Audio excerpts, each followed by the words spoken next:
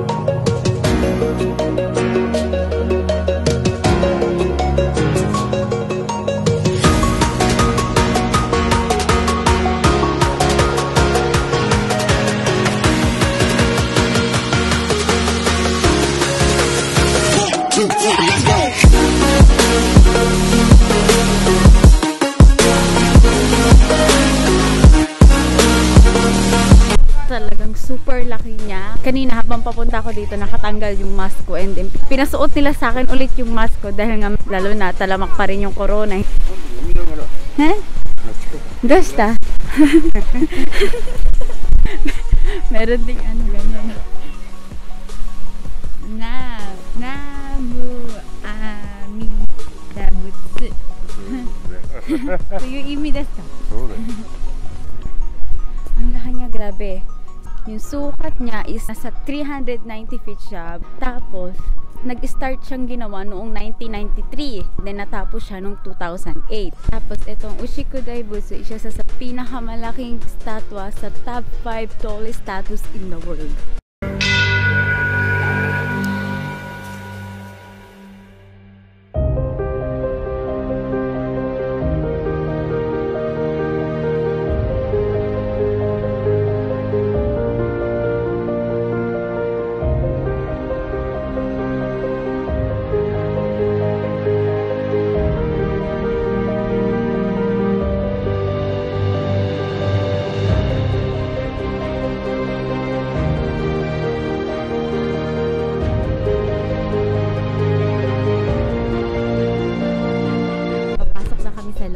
Ito yung ticket namin. Magtatanggal daw kami ng sapatos dahil bawal nakasapatos sa loob. Oh yeah.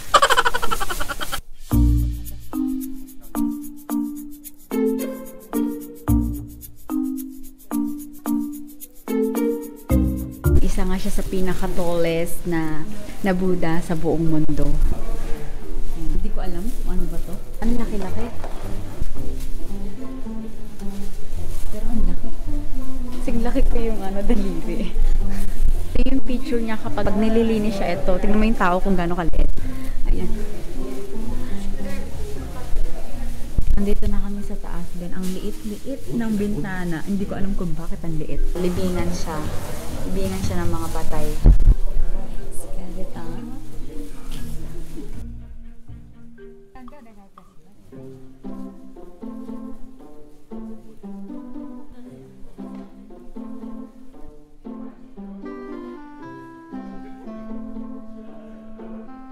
Dami. Lalagay may pangalaman yan para foreigner nagsalad.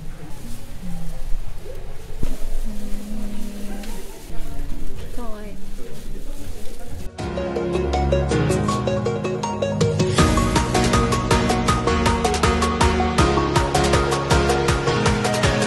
So, yun. Hello mga mga chik-chiki-chik, ito yung second place na pinuntahan namin. Simula doon sa may Ushiku Daibutsu hanggang dito sa may Ryujin Suspension Bridge. 2 hours yung biyahe. Nakatulog ako sa sasakyan. Tapos ito na!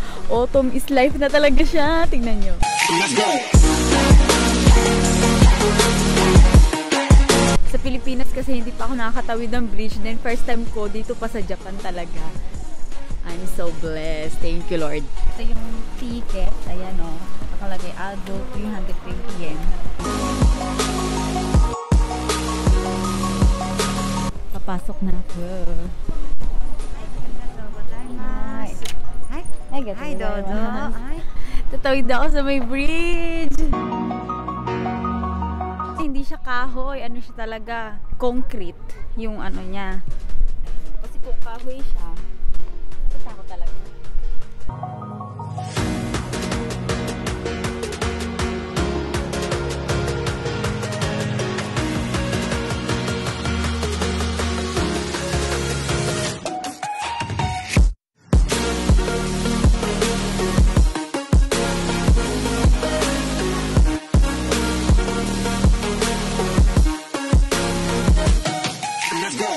Puro yellow na yung mga dahon kasi nga autumn na siya. Pag summer naman, puro green naman siya. Talagang nature na nature. Natatakot akong i-picture doon sa may baba. Baka malaglag yung cellphone ko. Pag nahulog to, wala na akong gagamitin pang vlog. Saka na ako bibili ng camera kapag ano na. Pag meron na. May nagbabangka. Nakikita ko na si mama. Ay, nagpipicture siya mag-isa doon. Ang ganda! Sarap ng fresh air!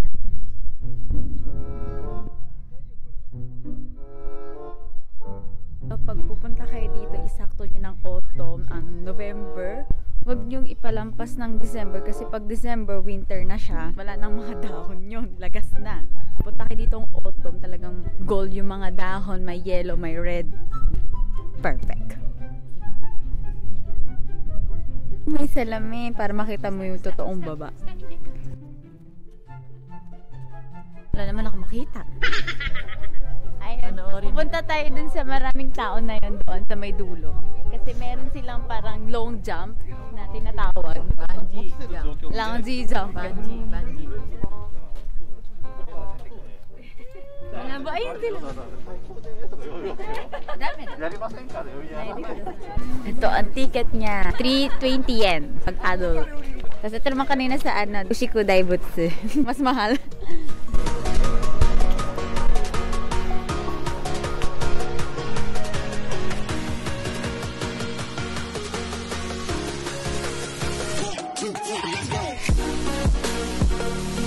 Ito na kami sa pinakatok-tok.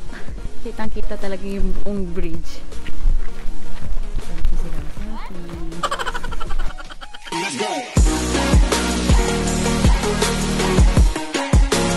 Wala masyadong color red na dahon. Nag-iisa lang. Ayun.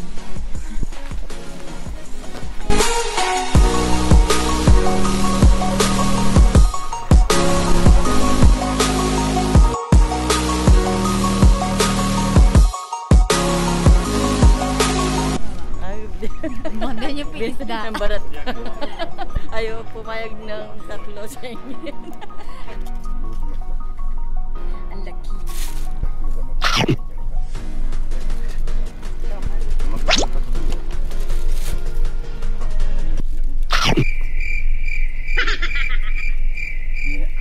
I see this.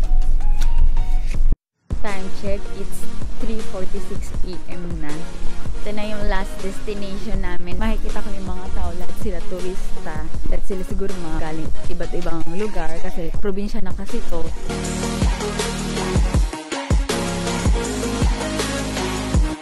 Walang nagbabantay. Pag sa Pilipinas yan siguro na, umbos na yun.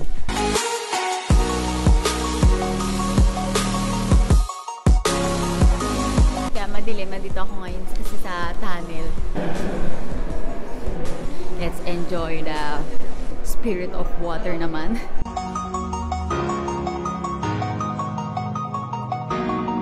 Ngayon ang lamig, 12 12 degrees Celsius.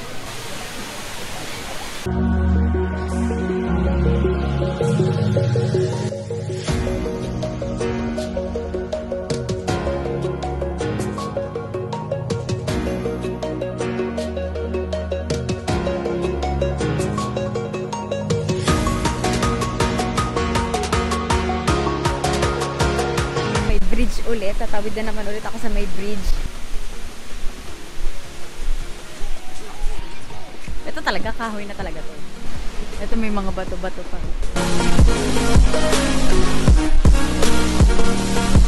Nung pumunta ako sa Sagada, malalaki rin bato yung mga inapak-apakan namin noon. Year 2019 siguro yun. Yun, naalala ko lang. Kasi nag-adventure ako nung dati bago ako pumunta dito sa Japan. Naalala ko yung mga bato.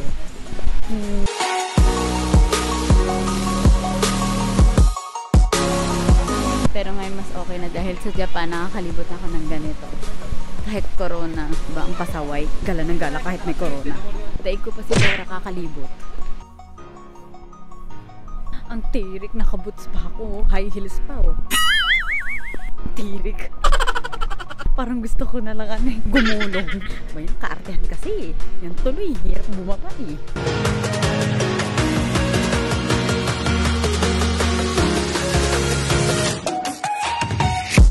So, ayun mga chik-chik-chik. Thank you sa inyong panonood. Ay, napapaos na ako. Thank you sa inyong panonood at salamat dahil hanggang dito sa dulo ng vlog ko nakaabot kayo at sana huwag kayong magsawa manood sa mga vlogs ko and din sa mga travel vlogs ko dito sa Japan. Hindi lang naman sa Tokyo ako nagba-vlog kundi rin sa mga probinsya, ganyan. Thank you sa inyong panonood. Huwag niyo kalimutan mag-like, share, and subscribe sa aking channel at kung bago ka lang sa channel ko, click nyo na rin yung notification bell para update kayo sa aking mga susunod na videos. Thank you sa inyong lahat. Mag-iingat kayo sa mga bahay ninyo, sa mga nasalanta ng bagyo. Sobrang nalulungkot ako. November 12, gusto kong mag-vlog and then hindi ko nagawang mag-vlog kasi nga bagyong Ulysses ba yun? Kahit nasabihin nila na wala naman dapat akong alalahanin pa kasi wala naman nangyari sa akin. Pero hindi eh. Hindi kasi ako mayaman kaya naintindihan ko yung sitwasyon na gano'n. Dumaan din ako sa binaha kami. Walang makain. Sana matigil na itong mga nangyayari sa mundo na to. Sa vlog ko ngayon, puro lang ako montage. Condolence sa mga namatayan ng mga kababayan kong Pilipino dyan. Sana pagdating ng araw, may tutulong din ako sa inyo. Kaya natin to, kaya natin itong lahat. Thank you sa inyo lahat. See you next vlog.